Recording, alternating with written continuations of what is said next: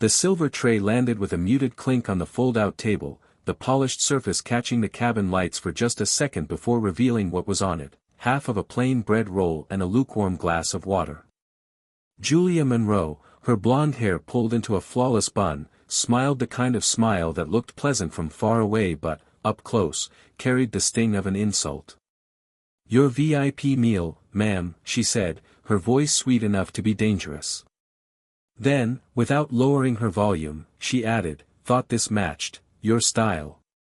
A man in seat 2A stopped mid-sentence in his phone call. A woman in pearls across the aisle set down her coffee.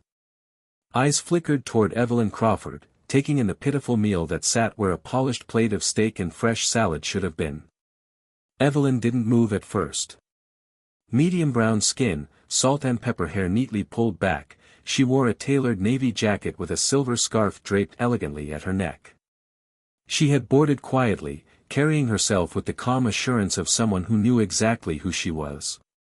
But now, as she looked at the tray, her dark eyes lifted to meet Julia's with a steadiness that didn't waver.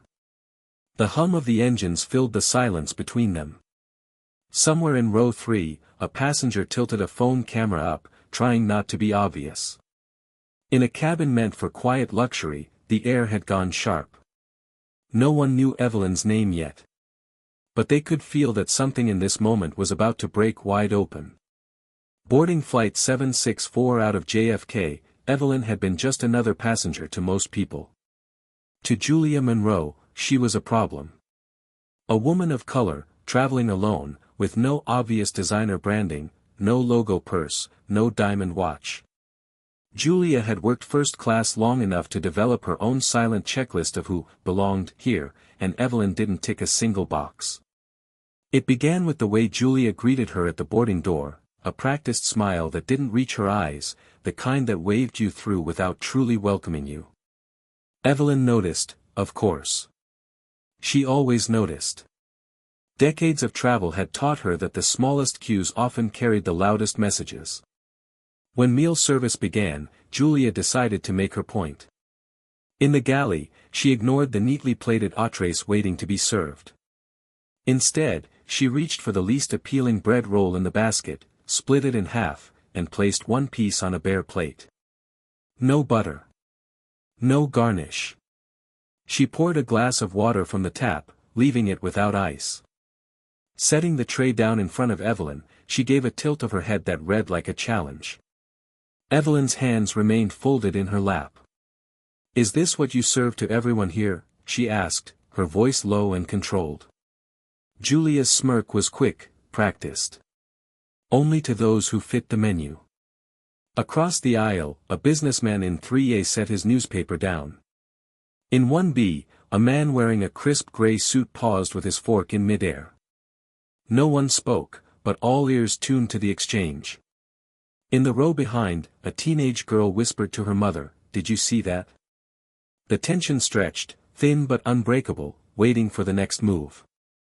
It came in the form of Richard Montgomery, the airline's senior manager on board, striding down the aisle from the galley.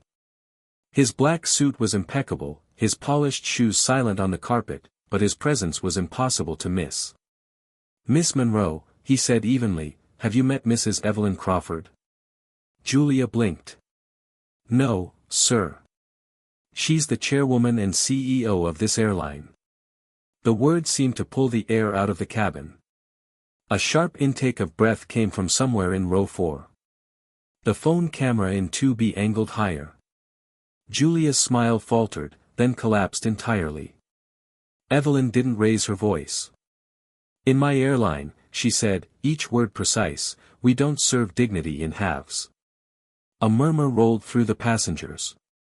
Julia's mouth opened, but nothing came out.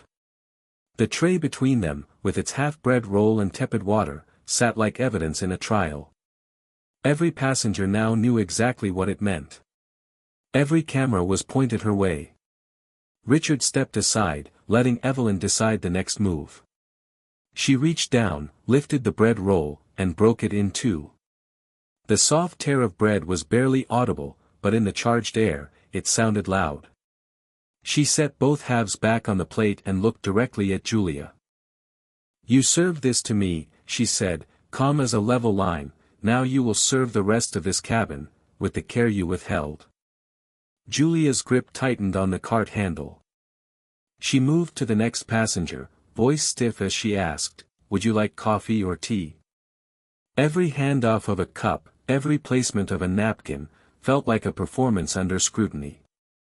A young woman in 2C whispered to her friend, she's trying so hard not to shake. By the time she returned to Evelyn's seat, Julia's service had been flawless, but the hierarchy had shifted. The CEO was no longer the only one evaluating her, the entire cabin had become her jury. And they weren't looking away.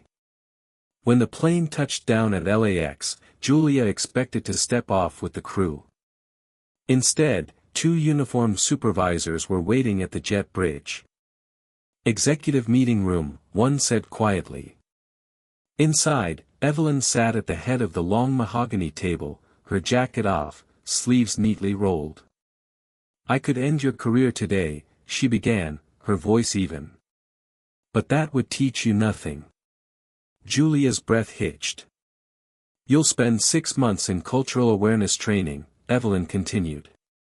You'll work ground service, meet passengers from every walk of life, and you'll report to me directly. You will rebuild from the ground up, or you won't be here at all. Tears gathered in Julia's eyes, not from relief, but from the weight of being given a chance she hadn't earned. Yes, ma'am, she said quietly. As Julia left the room, the noise of the terminal rushed back in. Travelers hurried past, oblivious to what had just happened behind closed doors. But Julia carried it with her, a half-bread roll, a glass of water, and a moment that had torn down her certainty about who belonged where. Evelyn Crawford's story is a reminder that dignity doesn't need to shout, it stands firm, even when it's served half a bread roll in front of strangers. Prejudice often hides in small gestures, in the choices people think no one will notice. But the truth? Someone always notices. And sometimes, that someone has the power to change everything. In a world that still tries to decide who belongs where, quiet authority can be louder than the harshest words. The way Evelyn handled that moment wasn't about humiliation, it was about transformation. She didn't destroy Julia, she handed her a map to find herself again. If you believe moments like this matter, hit subscribe, leave a comment, and tell us, have you ever been underestimated because of how you look?